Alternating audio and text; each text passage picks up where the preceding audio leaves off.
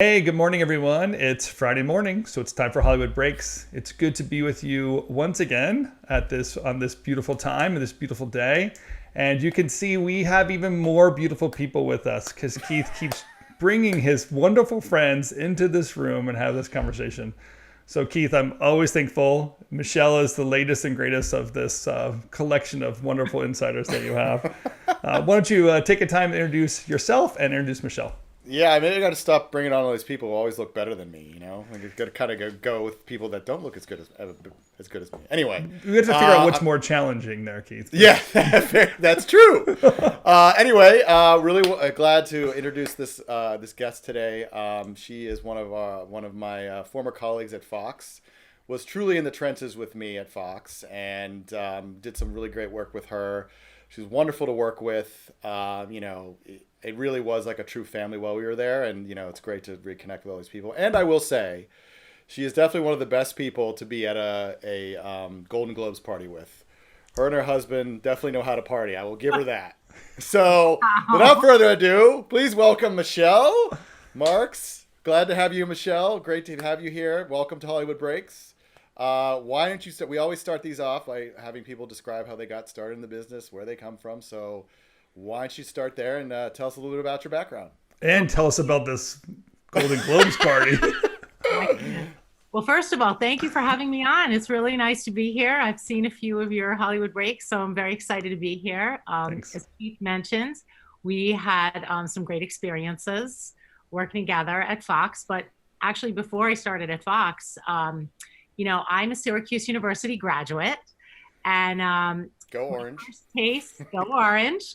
My first taste of entertainment was in New York City. I was working at Turner Broadcasting, which was a medium-sized company at the time. I then moved to Los Angeles and was part of the Disney Channel relaunch, which was a lot of fun. A relaunch rebrand was really exciting. I went over to Fox Home Entertainment and then over to Fox Theatrical, where I worked on more Marvel films than you can imagine, animation, musicals, Star Wars, comedies, Avatar. And now I'm currently an adjunct professor for the USC Stark Grad program.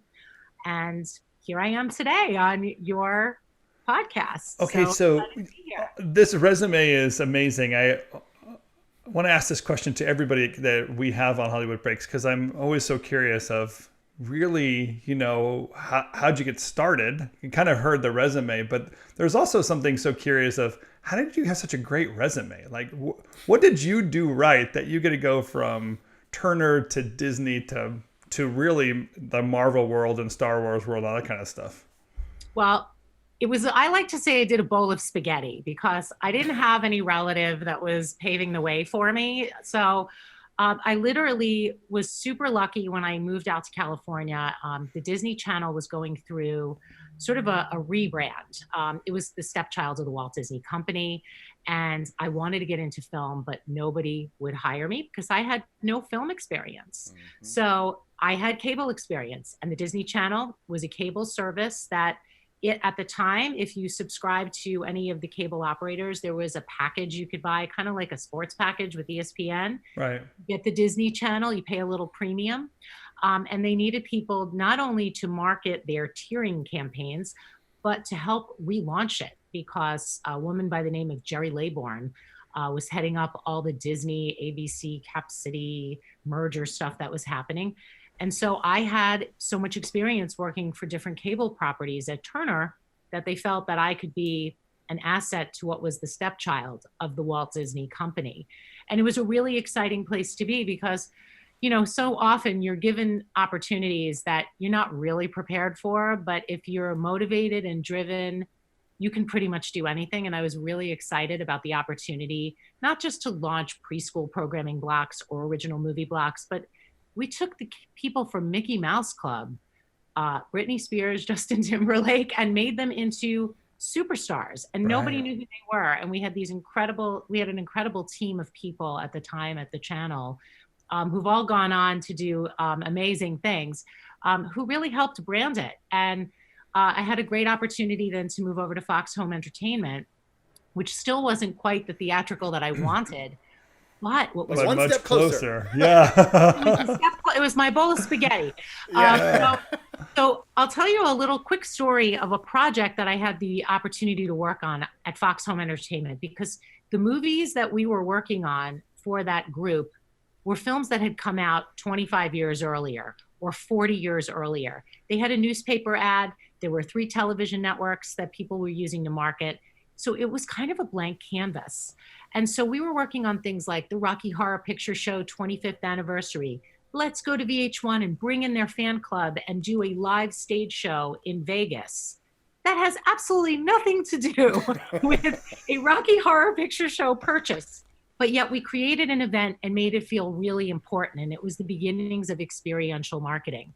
We had a Marilyn Monroe box set.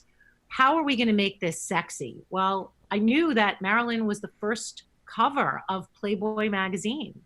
And Hugh Hefner at the time was throwing parties at that Playboy mansion. So where else can we make Marilyn's 75th birthday party incredibly explicit and fun for a box set of Marilyn Monroe DVDs? Well, everybody wanted to come to that birthday party, including George Lucas, because at the time, Fox was releasing the new Star Wars movies. So we invited him. Everybody came to that, which is what led me to my role on the theatrical side. They saw these big events happening, the stage show, as well as the red carpet or pink carpet for Marilyn Monroe. And they were thinking, why are we not doing these things for theatrical? I love, what's so funny about that is it's almost if you were, I don't want to misspeak, but like if you're in the top tier, like you're at the front end of the film marketing world, there's a lot of pressure, there's a lot of money, and you often follow a script because it's safe. It almost feels like because you're working on the box sets, it wasn't top tier. There'd be more experiential or experimental, and you can get yourself out there really in a creative way. And then that success begot news. Oh, that's so cool. I just love those moments because there's like a tipping point or a changing point for all of us. And you have to kind of discover that in your own career. Yes. When you're living your career, when you're looking at other people's career, it seems so obvious. But when you're living out yourself, there's these moments you have to navigate and push yourself through. I agree. And I think that my experience both at the Disney Channel and Fox Home Entertainment were roles that no one ever had before.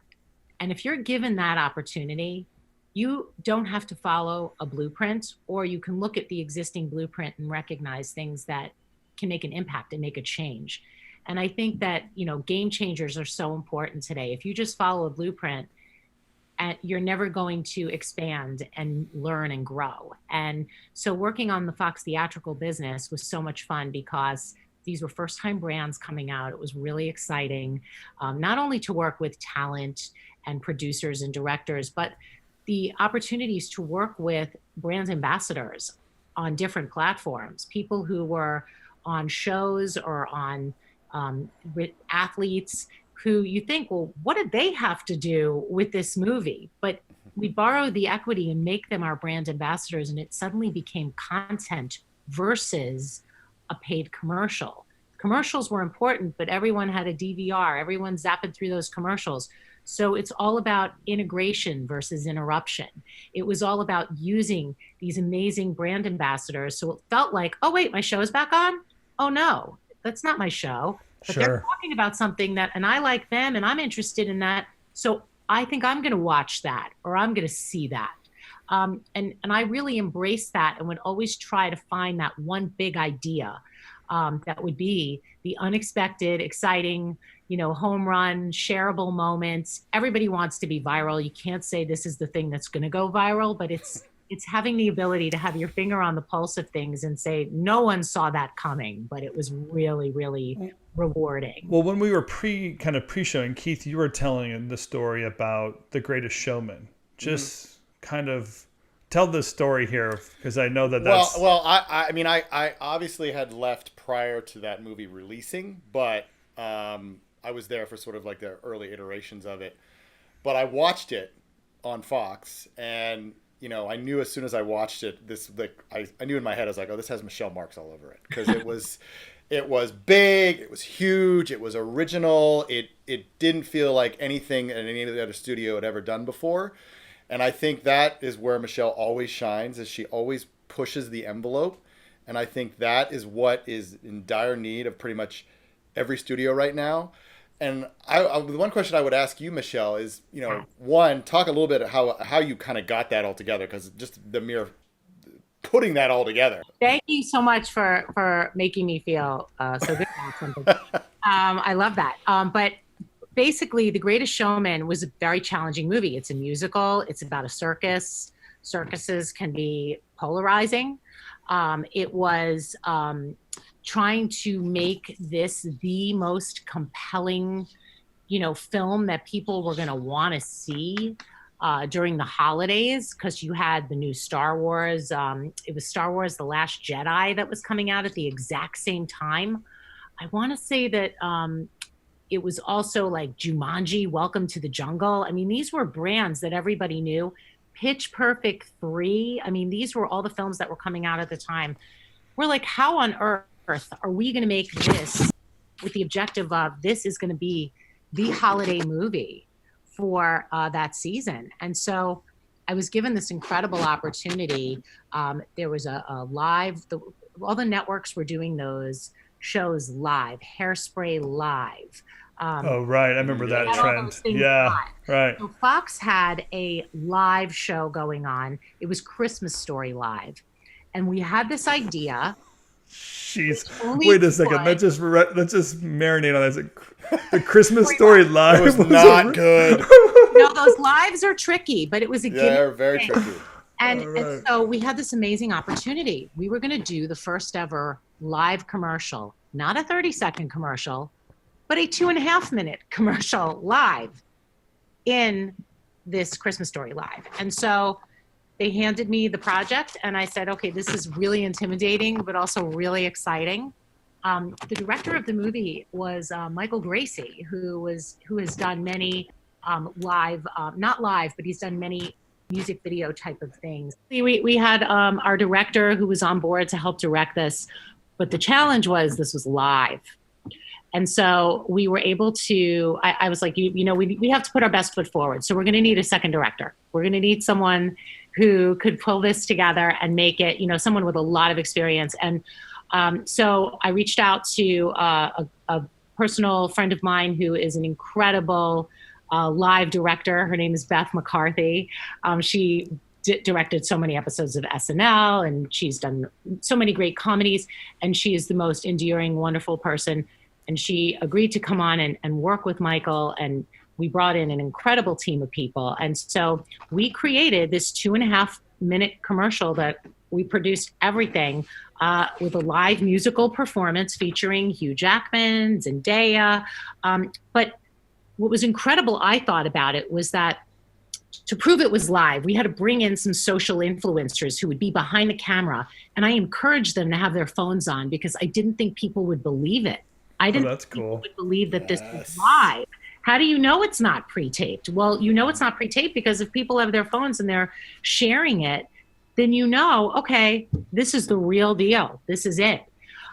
So it was very exciting. And the social influencers with the global reach, we had like 192 million followers that day, which I couldn't believe that happens. And our global box office ended up being $435 million for a movie with there was no franchise attached to it. It was a tricky film to do, but we pulled it off. And we were very excited about, people writing about it and being excited about it. And it was an incredible team effort. I had a great team that helped me put this together. What's interesting is that I can almost hear how the Disney Channel stuff that you did, because, really this, like, we'll say like the launch of the influencers, right? Those younger people that became influencers. In a way, you were there at the genesis of some of that trend. But so that's probably part of your DNA.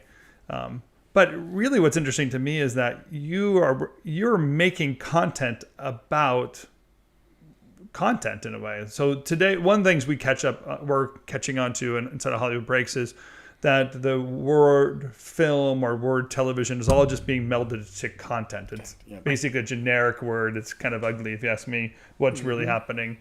But one thing that curious is that you're basically recognizing the ability to leverage it and saying, oh, wait a second, if we do something live or we do something with people that have some followers or notoriety, you can create actually a whole second show, whole second moment about a film that's about ready to be released too. So you get this engagement of an audience in so many different ways on so many different platforms. That's true too. I think that it is all about the conversation. You want to be part of the conversation. And how do you become part of the conversation? You have to have your finger on pop culture at all times. Who's relevant right now? What's everybody talking about right now? And how do you meld that together? How do you connect the dots? It's all about that sort of connective tissue that people like to talk about. And you're like, well, what does that really mean? But yeah, validating, it's having third-party validation. It's about reviewing your strategy. It's about identifying brand ambassadors, whether you realize they're brand ambassadors, to just basically dispel all the naysayers who are like, that looks terrible. 10 years ago or 15 years ago, there was no Rotten Tomatoes credibility. Now, your film or TV series or whatever it is, streaming series, can be completely ruined by 50% fresh. Yeah, right. Yeah. Whereas we used to open stuff that, Was garbage. No, I mean it was the magic of marketing. We could totally convince the movie. We cut a trailer and the movie looked a million times better than it actually was. We can't do that anymore. When Cami was on, we recognized just that some people would never have seen the film if we were just waiting for like everyone to love it. Yeah, and then it becomes these pop culture hits. Yeah. Yep. Absolutely. So what have you guys? With that in mind, who do you between the two of you guys kind of give me your perspective of who do you think's doing this well nowadays? Because I'm racking my mind of like, is anybody even challenging ourselves nowadays, or is it all blended to some weird, like 15-second TikTok videos that you have to be in the right demographic to even see? I think that it has become so fragmented, and that is such a challenge that I think all advertisers and all marketers are facing with today. I think that there is so much out there. There's so much content out there. There's so many choices out there. I know that during the Academy season, when all those different movies were coming out, friends of mine didn't even hear about some of these movies. I couldn't even say what platform they were on. I just knew they were out there. But there's such a sea of platforms and content out there, and so much happening with companies consolidating and merging. I mean, yesterday MGM was absorbed by Amazon, and each one of those streamers has so much power because they have such a wide platform and such an incredible subscriber base, but they're so concerned with their subscribers that they don't need to spend money to reach an audience necessarily the way we used to, because they just want to maintain their number of subs. And there's a delicate balance between where does all this content get lost? What do you think, Keith? Well, I mean, I would agree with you. I think there's a lot of stuff out there, and it's really hard to break through the clutter, if you will. But when Tim brought up when Cami was on, and Cami and I have sort of gone back and forth about this, being former creative advertising people and still sort of in it a little bit here and there. But we missed the campaigns. Like when Cami was at Netflix, she said, like, I missed a campaign, like building out an entire campaign, like working with all the various departments within theatrical marketing to craft the campaign. And you're right, streamers don't have to do that. They care about the subscribers. And Amazon, it's not really even about subscribers per se, it's about Prime members. They just want to draw people into Prime. It's not necessarily about subscribers per se. But I would say that I really don't think anyone is really knocking it out of the park right now. I think there are a lot of people. It's interesting that you, throughout the course of your career, what I really picked up on was how you were really part of some of these transformational moments that in marketing, just in terms of first with Disney Channel with experiential, and then bringing that whole experience to the theatrical world, which was really unseen at that point. Right. And now it seems like everyone's kind of gotten stuck in sort of the, as you said, the blueprint marketing, like doing the same things over and over again. Like we were talking last week about some of the studios are sort of like almost reverting and trying to like I saw a promotion for a trailer, like they're cutting spots to promote a trailer now. And it just seems like so backwards to me in terms of like, rather than trying to find a new way to engage with the audience, what I loved what you said, because this was something I tried to do when I was at Fox, and I just got shot down every single time, was to try to get, she's shocked by that. But the idea that you are allowing the people on set with phones, like I wanted to give our actors like phones and like let them shoot what's happening on set, because that's what people care about. That's Right. how you create an audience. That's how you create the brand ambassador. Yeah. Like what's fascinating to me, half the time we would build up all these, like our Facebook numbers would explode right before release. And then Right. we'd disappear for 3 years until the next one came out. And Right. we'd give them nothing to munch on or anything. Right. And it seems like they're still doing the same old tricks. And I think what we're really due for is sort of like a revolution that, like, as I mentioned earlier, the points that Yeah. you went through in your career where you were there for like certain revolutions. And right now, I think because of merger mania, everyone's swallowing everybody else. There's like, okay, we just got to keep doing what we're doing because one, I don't want to lose my job. And, we just got to keep doing the same thing over and over again. And it really is a definition of insanity.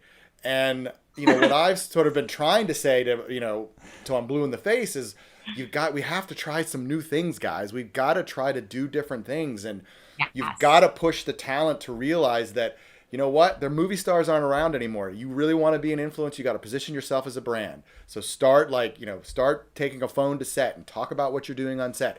Maybe show yourself not necessarily all maked up. Here I am in the makeup chair, getting ready, blah, blah, blah, blah. Just give them something so they can feel a part of the experience versus just going back to the traditional, let's just cut a spot to promote the trailer. I mean, come on. So do you think there is going to be a revolution soon? Like, is there a moment that I don't know, you guys, you're the ones that kind of, I think, have been on the inside of those rooms where what people's concerns are, what the decisions making like. Even like it sounded, Michelle, like it sounds like you navigate through many different departments in making this happen. Like you're pushing people without stepping on their toes. So, is it too safe right now where everyone's really afraid and pandemic scared, or are we ready for a revolution? I think that a lot of companies, what I've noticed is each of these big companies, your Netflix, your Amazons, even Disney, they have hired a lot of experts in their respective aisles. And people are afraid they stay in their lane. They are afraid of crossing those divisional lines. And that is absolutely necessary in order for your brands to break through. I think that your original question that you had shared was, who do I think is doing it well? And I think that the company that's most poised to do it well is Disney. Mm-hmm. And the reason is because they have so many franchises. So Keith, when you gave that example of something happens and then 3 years later something returns, Disney has this incredible machine that they strategize from the moment they are releasing things to what's going to become a Broadway show, pair of pajamas, to a ride. To a ride, in a theme park. And that cycle will continue to elevate it down to the cruise ships.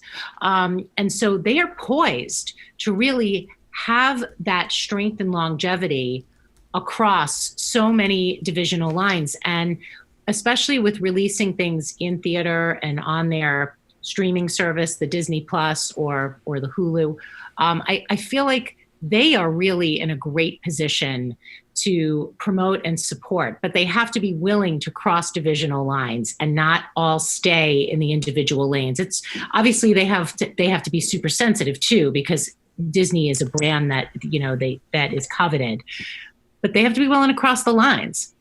Yeah. And I will say that, I don't know if you've talked, Michelle, to anybody who was at Fox, is now at Disney.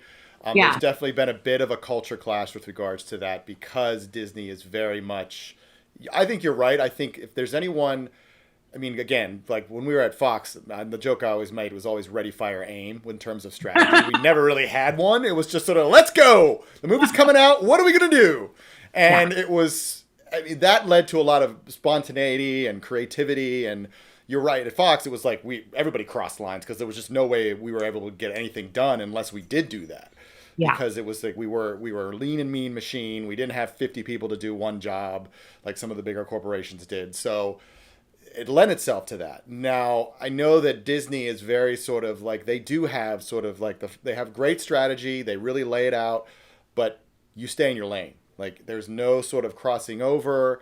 And I think that's sort of the challenge. And it's sort of breaking down those walls. I think that's a great point, because that's the only way you're going to start to see some more sort of a rejuvenation in terms of the creativity. And this is something we bemoan on this podcast all the time.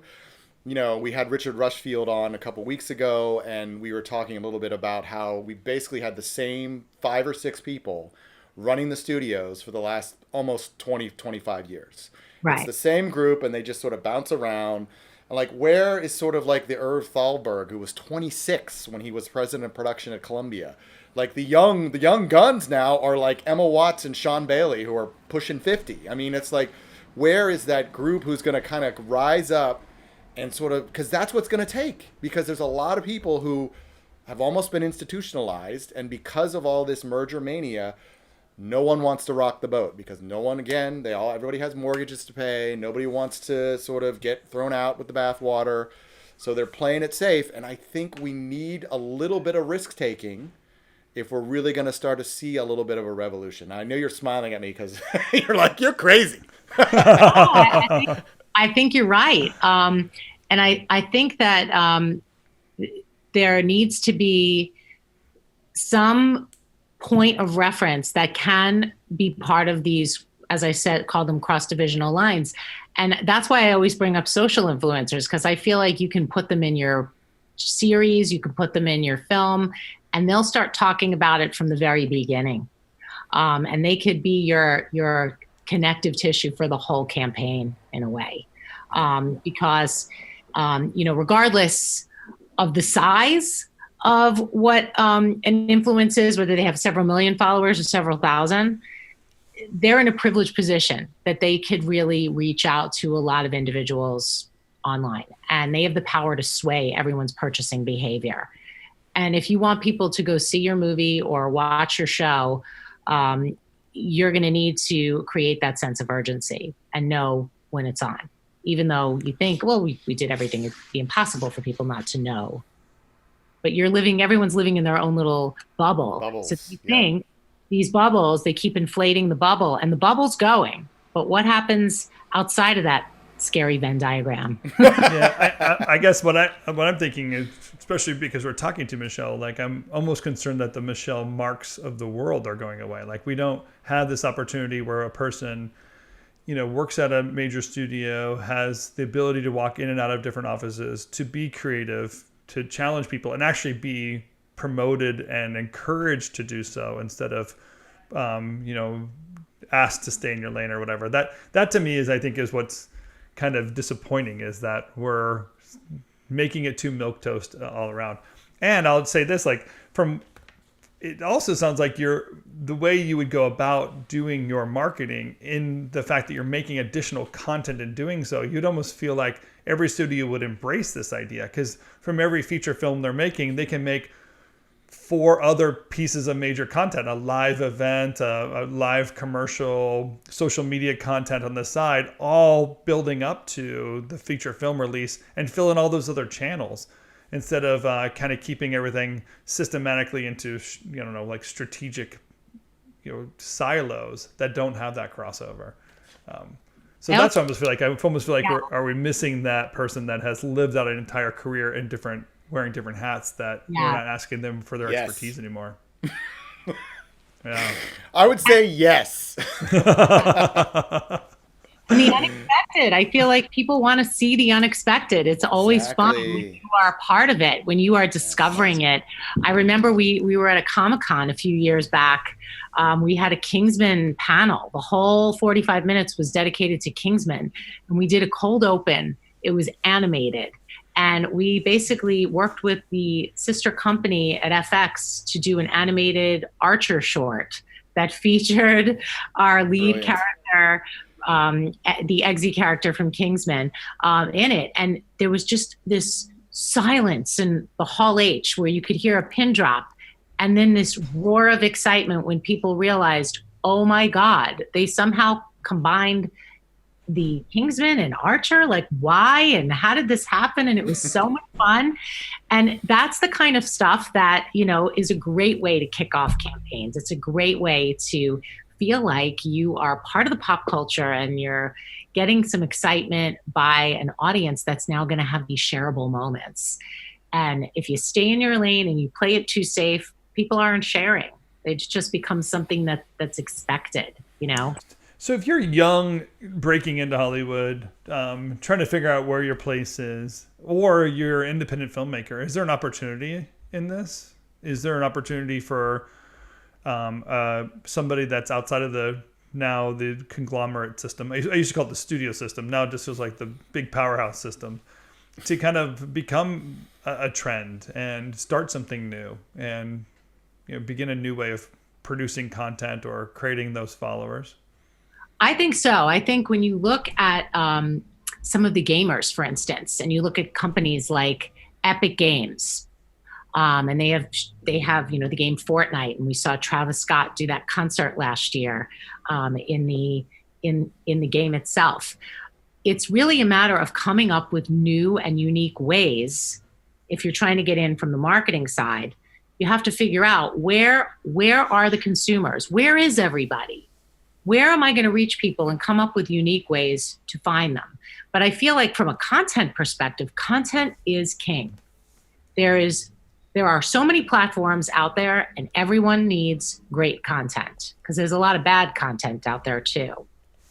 So content providers will always have a home. It's just, will your content be seen?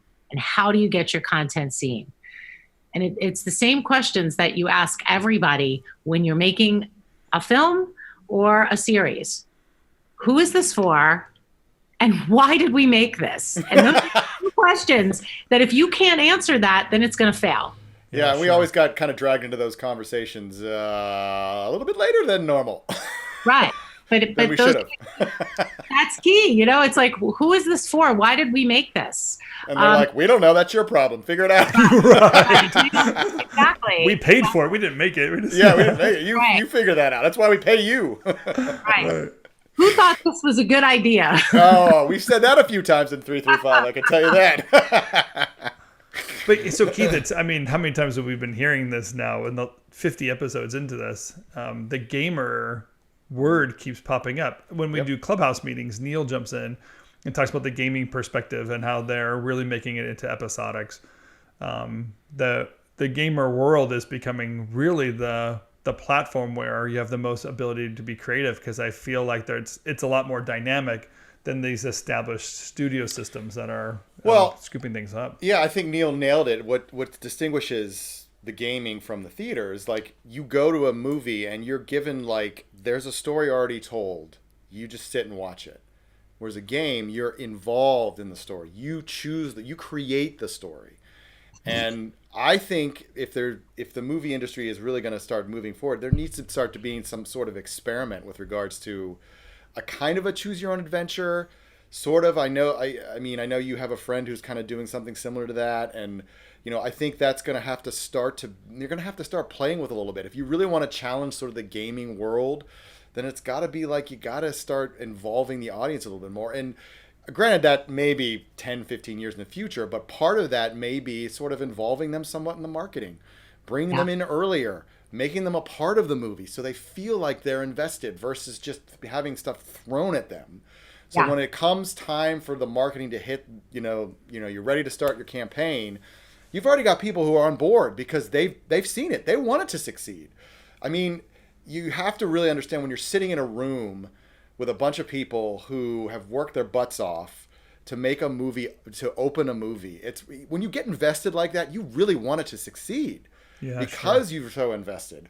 And I think that is where the studios have to stop with this sort of like, the bubble mentality, work behind gates, live behind gates nonsense that has sort of dominated Hollywood since the time memoriam. But with the pandemic, those blocks are breaking down. So this is the opportunity for the industry to broaden out, start reaching out, and start involving people in your movies earlier, so that when the time comes, you've already got your cheerleading section. You've already got your fan section behind the hoop ready to cheer you on when you're getting ready to shoot your foul shot.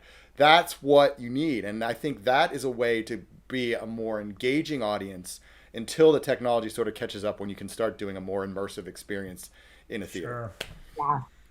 Yeah. I agree. I mean, I think kind of what you were saying, we've had all the sponsorships and all the testimonials and all the product placement, but it was always controlled by the marketers. And now, they're no longer the ones who get to decide, because you're giving the power to the consumers. The consumers love that stage in a game, because it is a little bit of choose your own destiny, because they get to control what they see and get to be surprised by it and get to choose to go into different components and rooms within the game. And marketers just simply can't control the brand message the way that they used to. And I feel like consumers now have the power to inform the perception with other people about whatever that brand is. So I think that's the beginning of your revolution. I think you guys are finding where the revolution is going to begin, somewhere in this interactive gaming platform / consumers deciding something, that we don't want to be spoon-fed the milk toast garbage that's being pushed to us sometimes. Yeah, it's about credibility and authenticity. And when you know about people that you feel like they're just like me, I'm going to trust them, as opposed to somebody that is getting paid or shilling a brand. Yeah, pretty awesome. All right. Well, unfortunately, we are at the half-hour mark or more, at least. Michelle, as we said before we even got started, this is probably the beginning of a 5-part series. Part 1 of 5. Get your genius out of you here. As long as she enjoyed it. I mean, we might get off here and she'd be like, God, that was brutal. I hate those guys. I loved our discussion. This is a lot of fun. It was really nice to meet you, Tim. And it's always a pleasure to connect with Keith.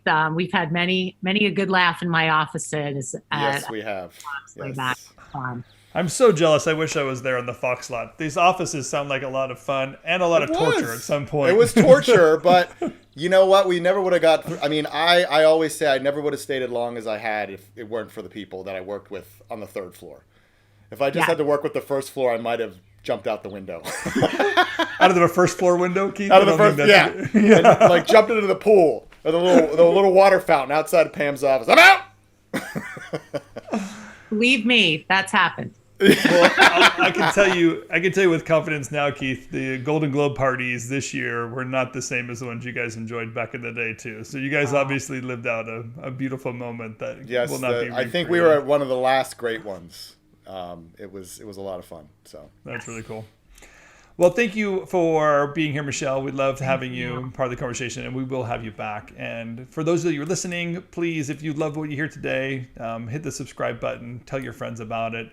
There's a lot of great things happening in Hollywood Breaks. You can listen to our past episodes, many of the other folks that we've had in the conversation. Hopefully you're hearing the same trends we're hearing, which is why we're doing this. There's some amazing things happening in Hollywood, as well as plenty of things changing, and we think there's opportunity in that. So Keith and I, and kind of our mission in life with our clients, is to find those opportunities for you and get you engaged in them. So we love having you as followers. Keith, I love having you as a partner in crime here. Thanks for all that you do. And then behind the scenes, Lydia, we could not do without you. Thanks for keeping us straightforward in production. And Connor, for being that active bystander that you are. Thanks for being there and available for us. And until next week, we'll see you on Hollywood Breaks. Have a wonderful week. Well, one more quick plug. Oh, yeah, sure. We have Tim Hindwell on next week from Lionsgate. Also a former Fox alum. So he will be joining us, and we'll talk data. I feel like we're going to have like our own version of the Friends reunion coming up, where we just need a couch and a fountain and Keith's buddies. I'm going to make it happen. It's going to be like a big window, and we're all just going to drink and talk about our days at Fox. It'll be glorious. Yeah, sure. We'll be pulling it off. She'll be there. Trust me, she'll be there. She'll be the first one. That'll be my second one. Yeah. All right. We'll see you next week. Thank you.